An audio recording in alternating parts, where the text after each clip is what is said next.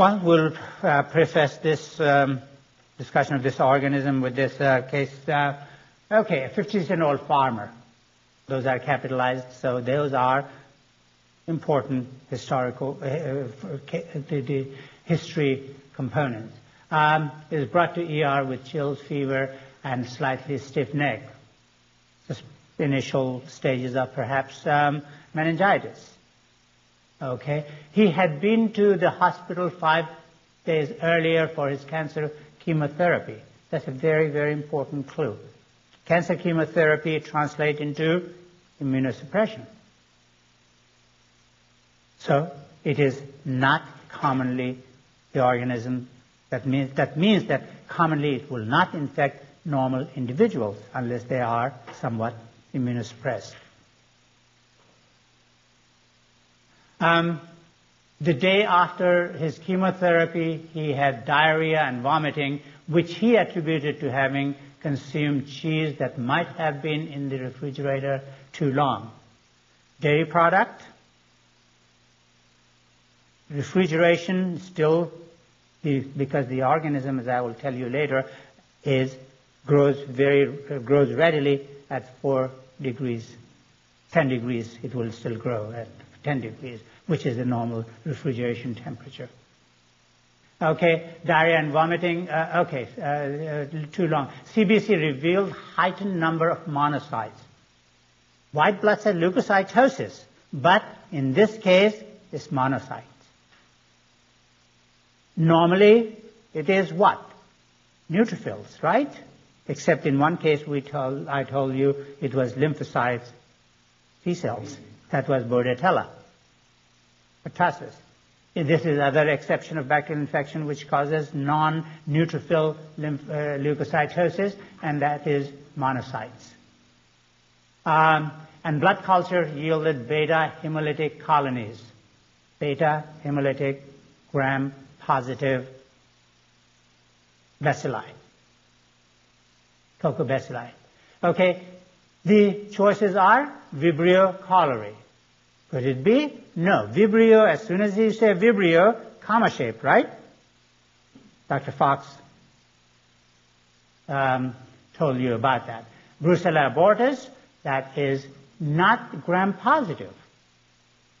Okay? So you can exclude that one right away. Listeria monocytogenes, that the word gives, monocytogenes, gives it away. Monocytosis, monocytogenes. Okay? Bacillus anthracis? No, it is not Bacillus anthracis. You'll see why not later on. Francisella tularensis? Not either. That's also gram-negative. And also, he does not have a lesion externally, a skin lesion or anything like that. So we can narrow this down to more near Listeria monocytogenes. It was discovered by from a rabbit, isolated from a rabbit with monocytosis, mononucleosis. Okay, in 1927, it was given its name to honor Lord Lister. Listerine, Lister, Listeria, same root. Lord Lister was a surgeon, obviously. Very interested in sterile conditions, interested in organisms. He was a well-accomplished surgeon, and he was honored by giving Listeria monocytogenes a name. Okay, in 1929, it was isolated from humans with mononucleosis-like disease. Mononucleosis-like disease. Okay, if you have learned about infectious mononucleosis, okay, you will know the symptoms, and we'll talk about the symptoms in a minute. Susceptible individual, healthy children and adults remain asymptomatic, and may be carriers. It is carried in birds, mammals, fish, insects, even in soil sometimes. It can be found. Humans get infected, food products, direct contact, environment, and if it, is normal, healthy adults or even children, they will remain asymptomatic carrier for a while and then, get rid of it. Pregnant women, it is asymptomatic in themselves, but it can cause miscarriage and septicemia as a neonatal disease.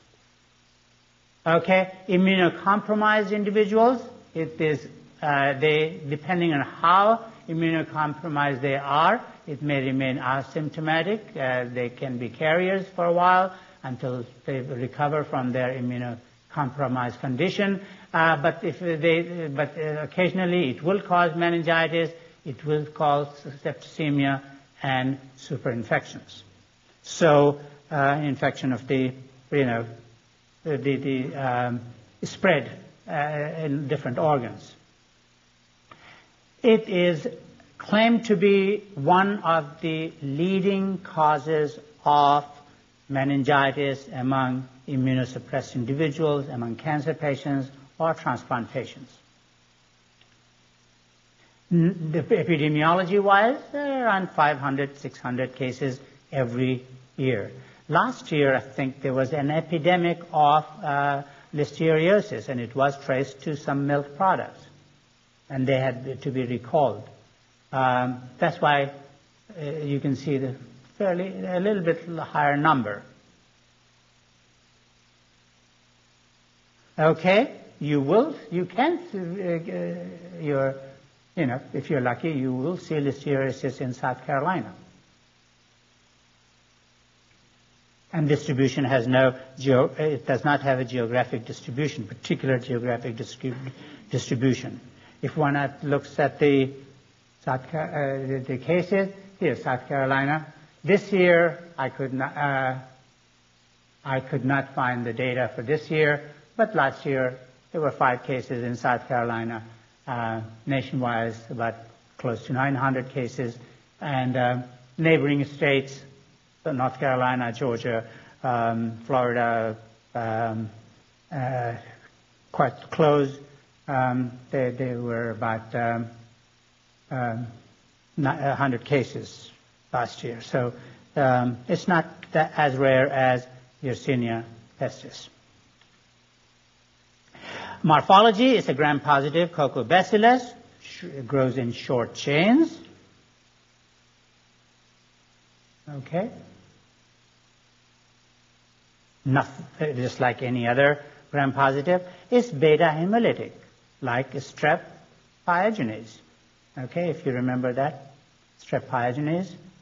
As a matter of fact, it has a virulence factor that is very, very, very similar to strep pyogenes hemolytic streptolysin.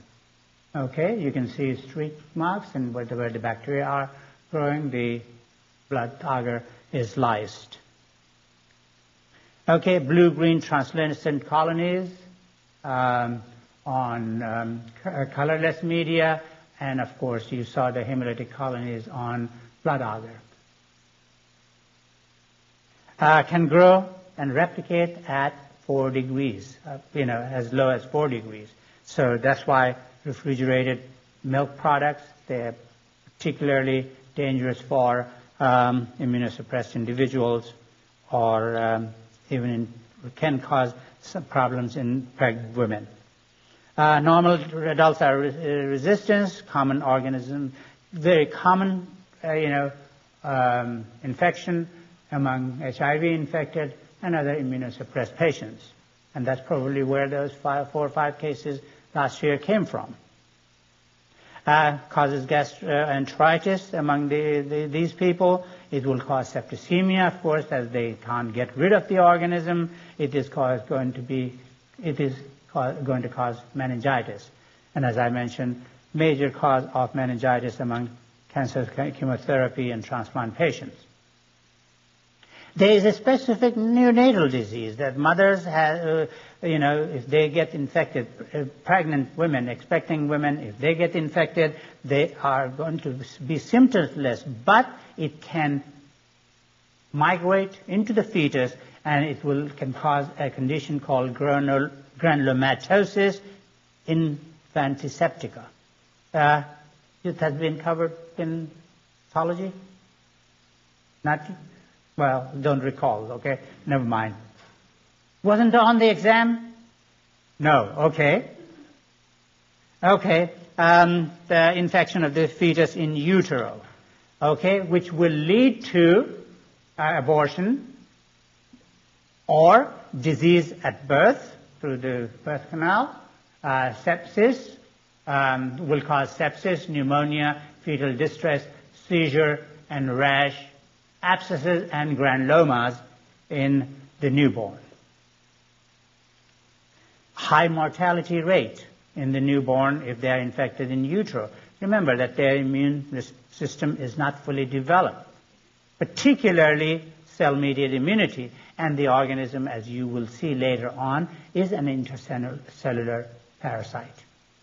It can grow, survive, and intracellularly, and therefore it will not be eliminated by antibodies that the mother will transfer to the baby. So the babies may have antibodies, but they will not resist the infection. It can be acquired exposure on vaginal delivery, as I said earlier, and that would lead to meningitis or meningoencephalitis with sepsis within 2 to 3 weeks. Okay, the incidence and mortality, meningitis, okay. If there is meningitis, there's a higher rate of, there's a much higher rate of mortality. Other CNS infections, if it invades CNS, very high mortality. Primary bacteremia, some mortality. If it causes endocarditis, there will still be, so it can cause mortality in these individuals who are immunosuppressed. Virulence properties, beta-hemolysin. That lysis, causes lysis of the cells, and I'll tell you a little bit later when we talk about the organism, another characteristic of the organism where beta-hemolysin would contribute to spreading of the organism. Okay, produced by virulent strains only. Okay, so it is probably, or it is plasmid coated. It's oxygen labile. In other words, if it is exposed to oxygen, the beta-hemolysin, it will destroy cytolytic properties. It is antigenic, immunogenic, so people who are infected will produce antibodies against it. It disrupts phagolysosome. So, if the organism is internalized, it produces beta-hemolysin, it will disrupt the phagosome before it fuses with the lysosome, and therefore it will become cytoplasmic. And now the organism cannot be killed. Okay? Intracellular growth. And it will grow intracellularly in cytoplasm. Okay, and here is a laboratory photograph of macrophages, macrophages where the organism is growing. As a matter of fact, the organism has been extensively used in the study of immunology of intracellular parasites, cell-mediated immunity, macrophage activation, and so forth. If these macrophages were activated, which they will be, because we as healthy individuals, as we get infected, we are going to produce cell-mediated immunity, cytokines related to the cell-mediated immunity. There will be interferon gamma produced, there will be TNF produced, okay, and that will in turn activate macrophages, and those activated macrophages are going to kill the organism before it escapes from the phagosome and divide there. Okay, bacterium escapes from the host vacuole That's what I just said, phagosome, escape from the phagosome, undergoes rapid division. It becomes encapsulated in short actin filaments. So it binds actin filaments, and once it binds them, it sort of forms a channel and moves towards the periphery, protrudes from there, and those protrusions will penetrate another uninfected cell, another uninfected monocyte, and they will get infected directly. So it does not have to come from one phagocytic cell where it is growing, come out, be internalized by another phagocyte, and to infect them. It can directly transmit it. You can almost form a channel, a tunnel from one cell to another one, and it does not have to come out into the circulation to be exposed to antibodies that are produced against it. Okay, and here's a picture of what happens. Here the organism is entering, lyses the phagosomal vacuole because of having a streptolysin. It is released, it gets covered or with actin, and then actin forms a sort of like comet tail, and that pushes it out towards the periphery, and it will form these protrusions, and those protrusions, when they are together with another cell, again the streptolysin is going to dissolve these membranes, and then the organism will be internalized there, or just the fact that these membranes fusing, it will enter the other organism, and there it will lyse these vacuoles that have been formed and become cytoplasmic again and grow there, and the cycle can continue. So from one cell to another. Characteristic feature of, does it remind you of another organism that Dr. Mayer talked about? No? Well, you'll remember by tomorrow, right? I can appreciate that. Okay, I know. Okay, so entry, escape, replication. Yes. One of the rickettsia. Rickettsia. Huh? It's not on this quiz, but it will be on the exam. You don't have to worry about tomorrow. No. No, it won't be on the quiz. His questions are not on the quiz. It's only Dr. Fox and I.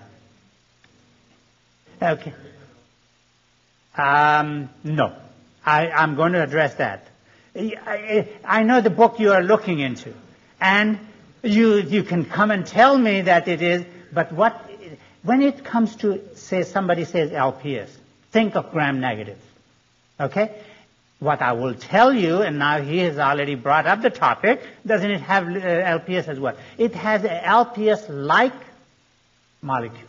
That's how it is referred to by bacteriologists, because they like to keep gram-negative and LPS associated together. Okay?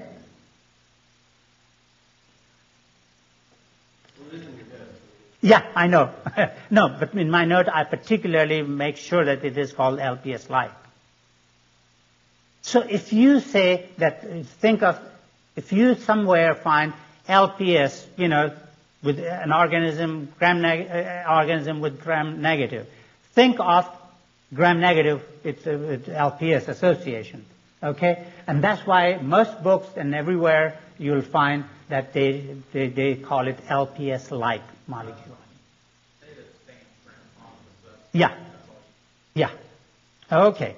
Penicillin or ampicillin are the antibiotics for treatment. They can be combined with gentamicin. Protection with the activation of macrophages. I already told you that. Normal healthy individuals, it enters the body. If we were to take antibody titers of a population, a lot of us will have positive, some antibody to this organism because it's not rare, okay, in dairy products and meat products. Okay, now we know it poses the same question just to remind you, and it is monocytosis, Listeria monocytogenes. As soon as you see monocytosis mentioned, and other conditions, you think of Listeria monocytogenes. Yes? What's the mechanism for the monocytosis? Why do you have that? Okay, whenever there's an infection, okay, that's a very good question. No, I cannot give you pathogenic mechanism. I can give you the general explanation for leukocytosis.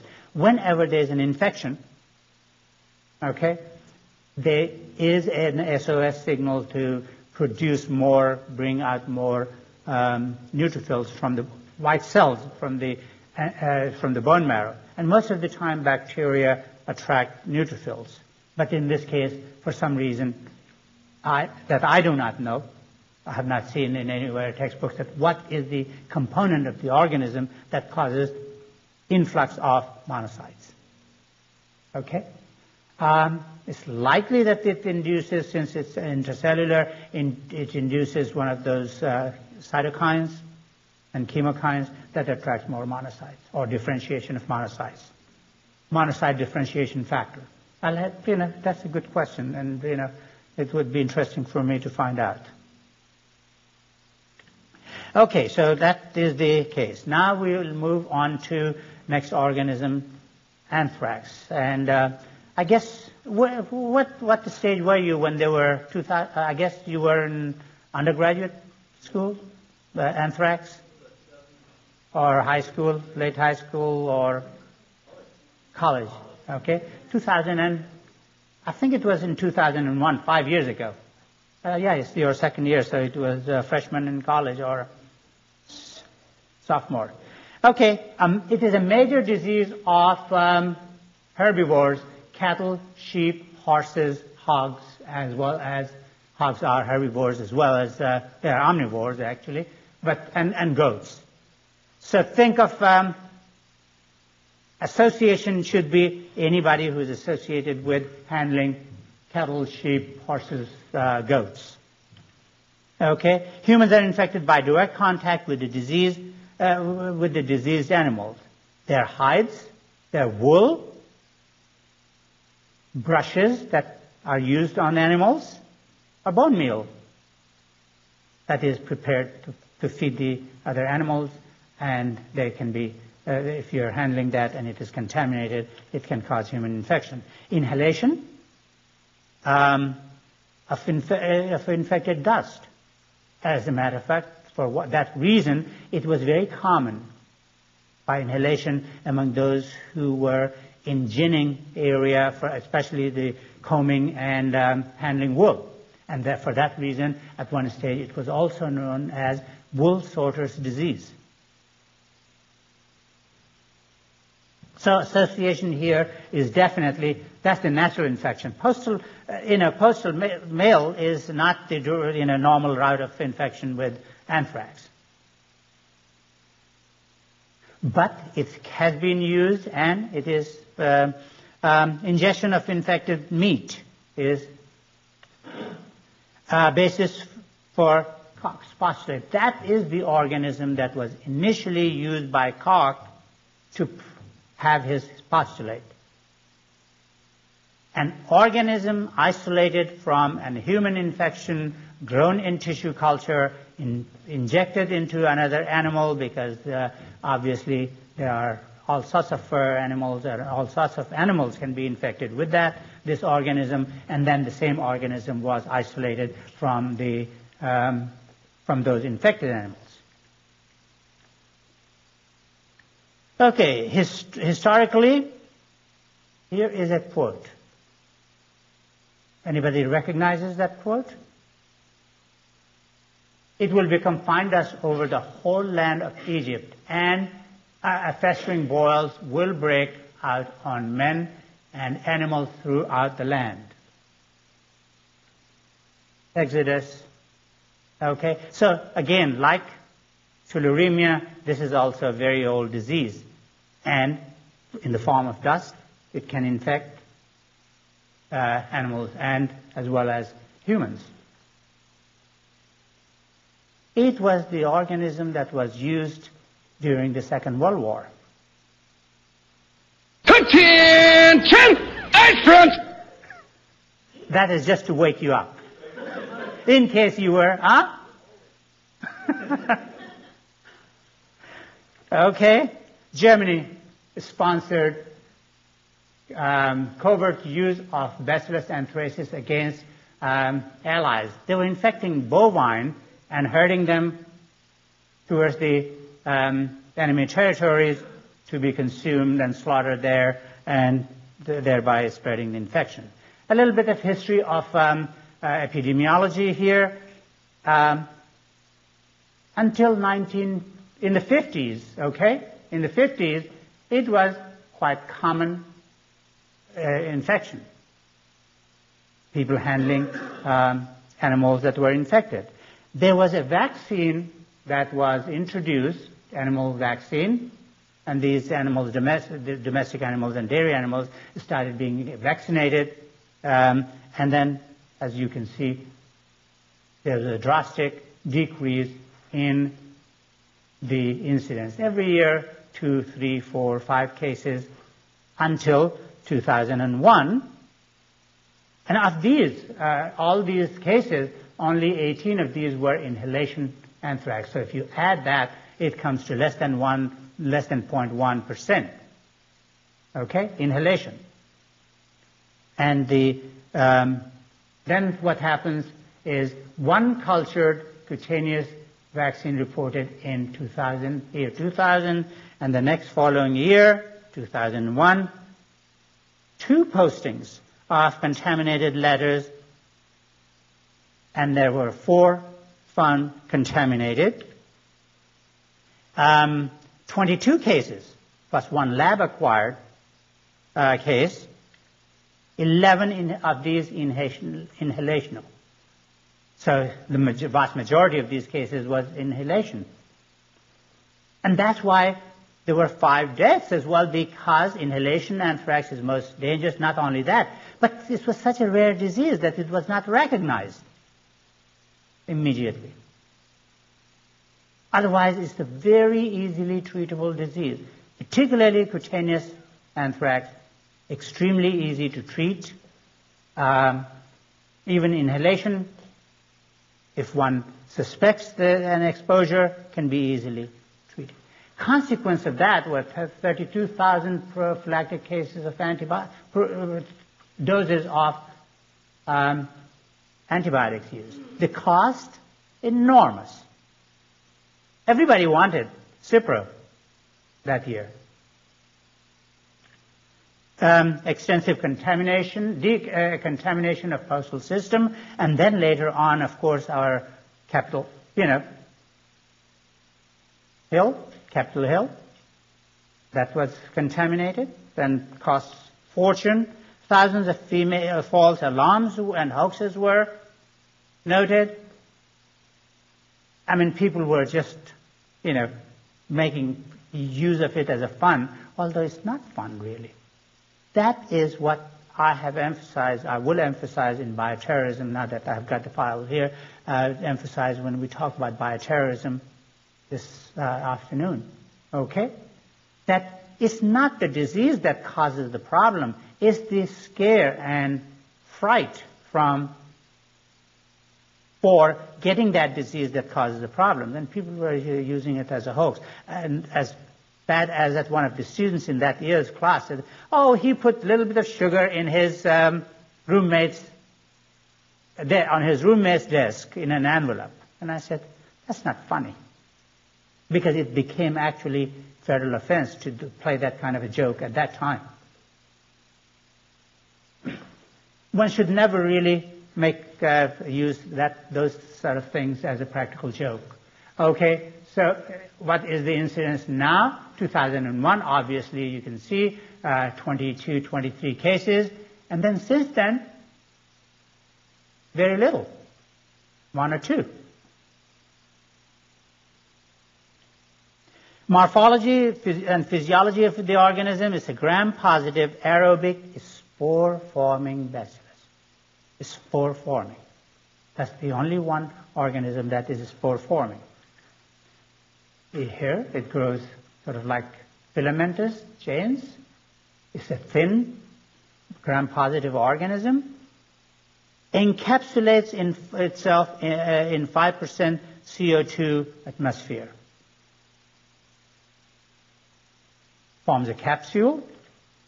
Okay, here is the organism. If you see carefully, you can see the red sort of capsules around it. Spore formed in culture, soil, and dead animal tissues, but not in live animals. So organism that you isolate from the humans, live individuals, is not going to be encapsulated. What it does actually when it sort of sees adverse conditions, that's when it encapsulates. Forms the spores, I mean, not capsule. Okay? Here are the spores generating. And Dr. Fox already told you all about spores. And spores remain viable in soil for decades. I'll make that point. I think when I talk about bioterrorism, that how long it can persist. Now, the virulence is by a plasmid base. So Bacillus anthracis that you find in normal soils everywhere may not be a virulent organism. And this organism has been used extensively. The non-virulent form has been used extensively in studying bacterial physiology.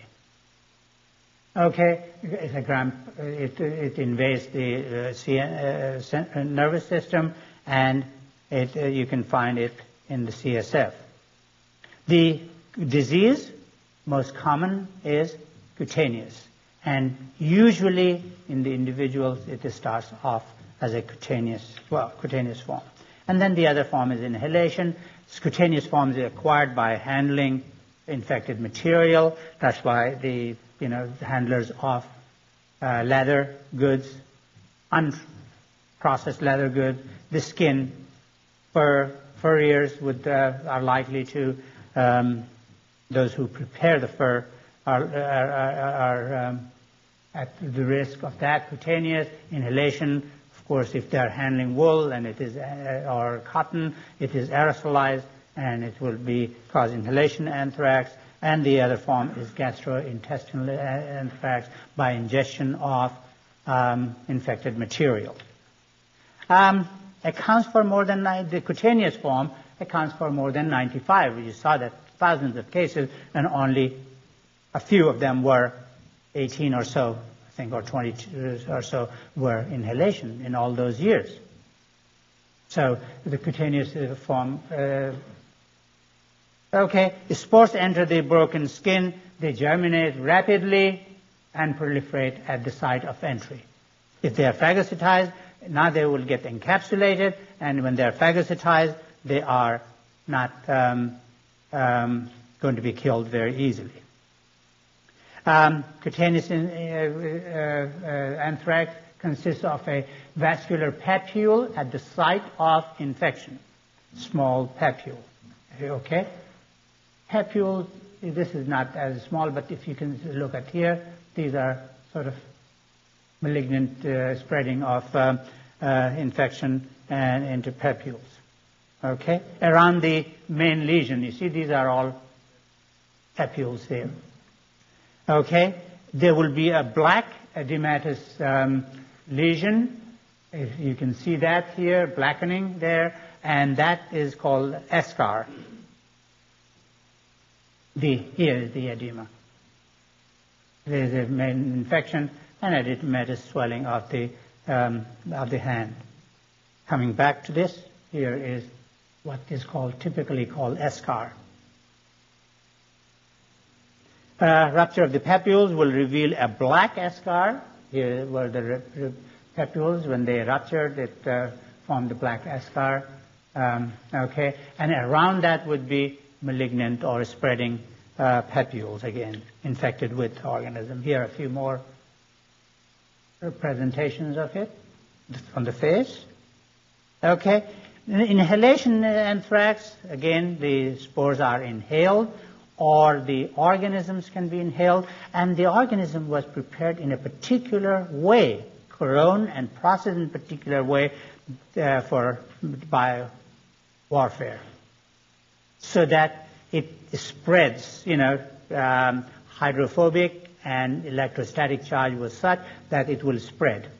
They were encapsulated in special preparation, so that if it's dropped as a bomb that will explode and, the aerosol will spread, it will not be clumped, it will be aerosolized and particles will disperse. Okay?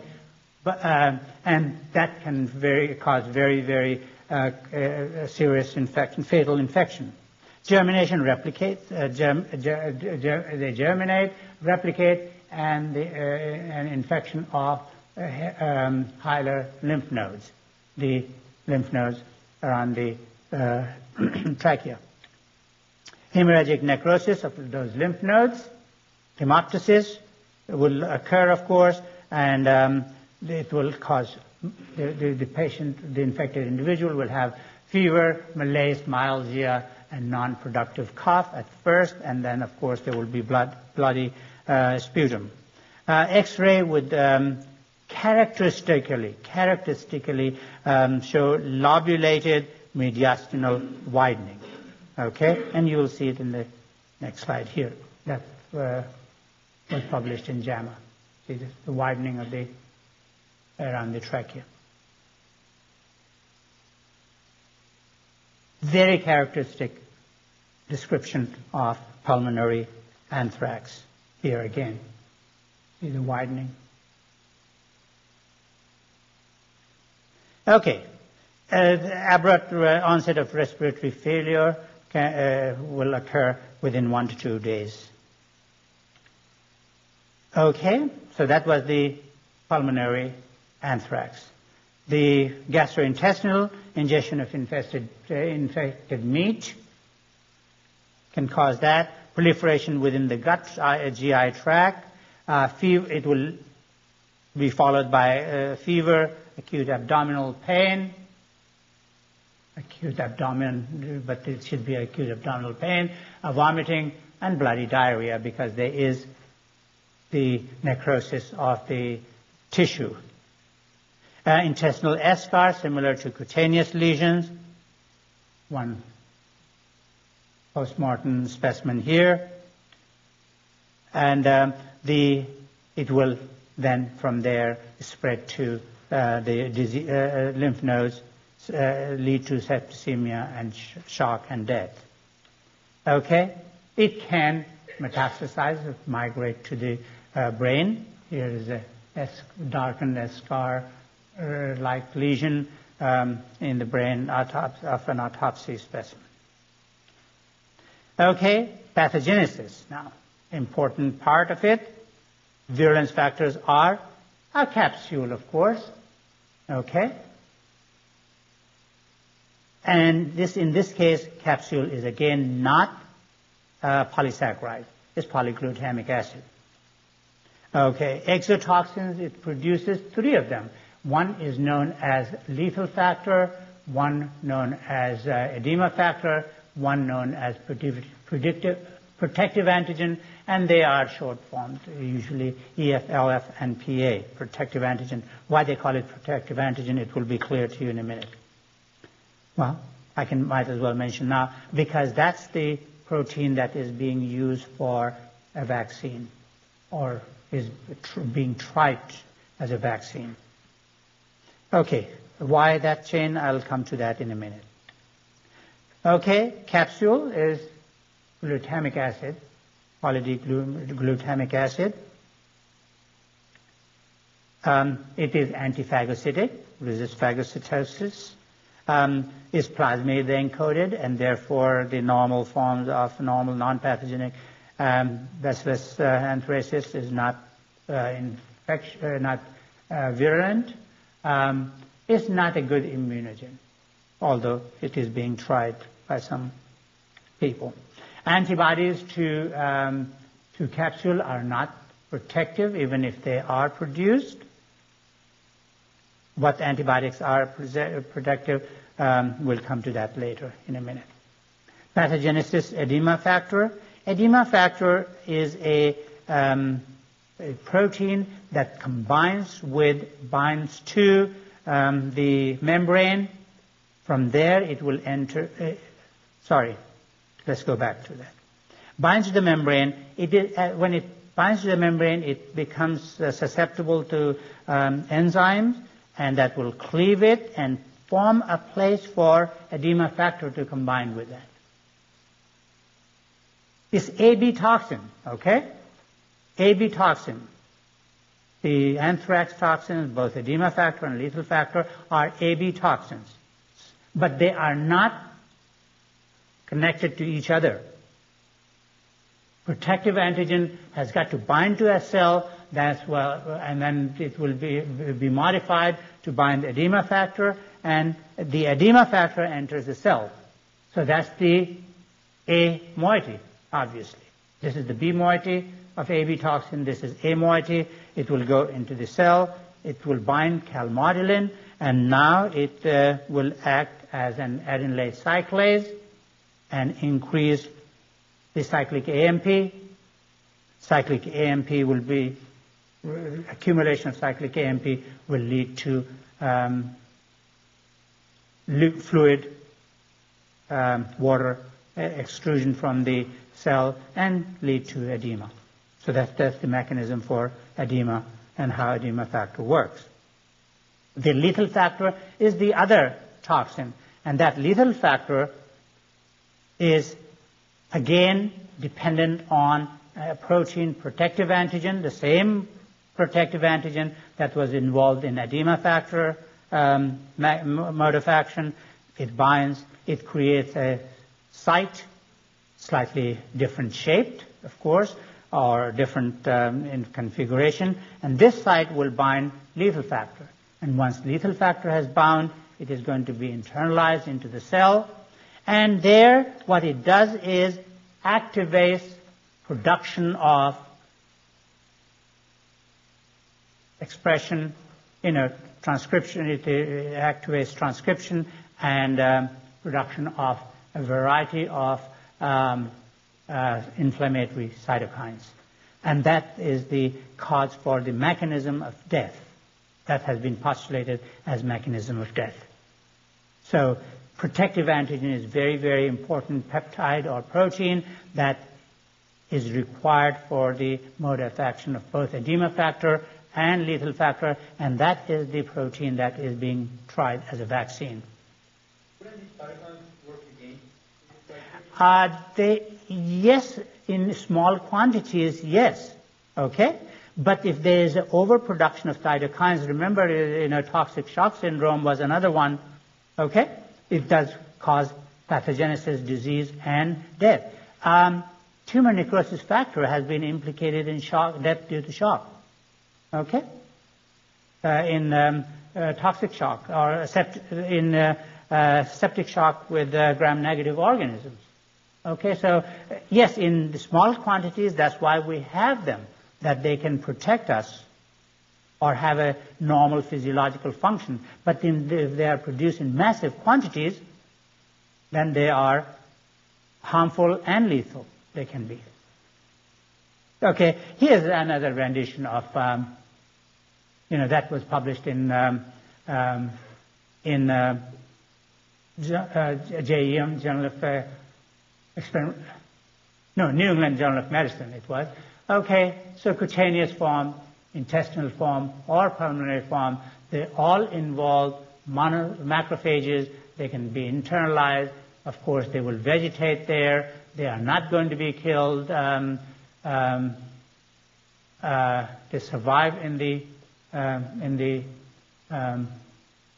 macrophage because they produce the capsule afterwards, and that is protective. And they produce the virulence factor, capsule, exotoxin, and other factors, and they migrate to regional lymph nodes. They will infect other macrophages, other phagocytic cells, and they will produce different cytokines that will lead to shock and death, or they can migrate through lymphatics to the brain or to the lung and cause edema and damage to the lung, as you saw earlier. And here is sort of enlargement of this inset, edema factor, cyclic AMP, increased water exclusion and edema, or TNF-alpha, interleukin-1 beta, and other cytokine, shock and death. So just remember that the two pathways, two mechanisms by which this causes disease. I'll just finish after treatment. Cipro. Everybody remembers that's, and it still remains the antibiotic of choice. Prevention, antibodies to toxin complex is neutralizing and protective, and that is being tried as an antibiotic. Dr. Fox has had research projects for a long time with vaccine development, as well as I had for a couple of years before I left working on the protective antigen as a vaccine. And it does offer protection in animals. Immunization of cattle and herbivore is a preventive method that you saw how the incidence went down from the 50s onwards, late 50s onwards. Immunize humans at risk. That's one vaccine was controversial among the Army because the Army was requiring, or Department of Defense was requiring all military personnel, Air Force, as well as their personnel to be immunized. And that vaccine was not the protective antigen at that time. It had not been tried out. I don't know what they're using now.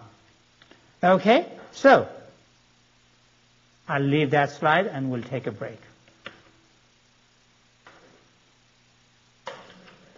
Now you know about anthrax, and that's another one of the organisms that is on the high up on the list of bioterrorism.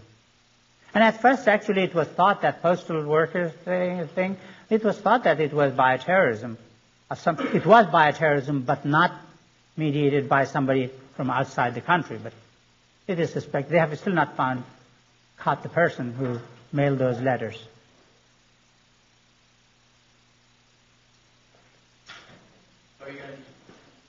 Yes, I'm going to continue with the next organism when we come back. Very last organism, but, when we come back, go and have a lunch. I have got to organize an exam for graduate students as well.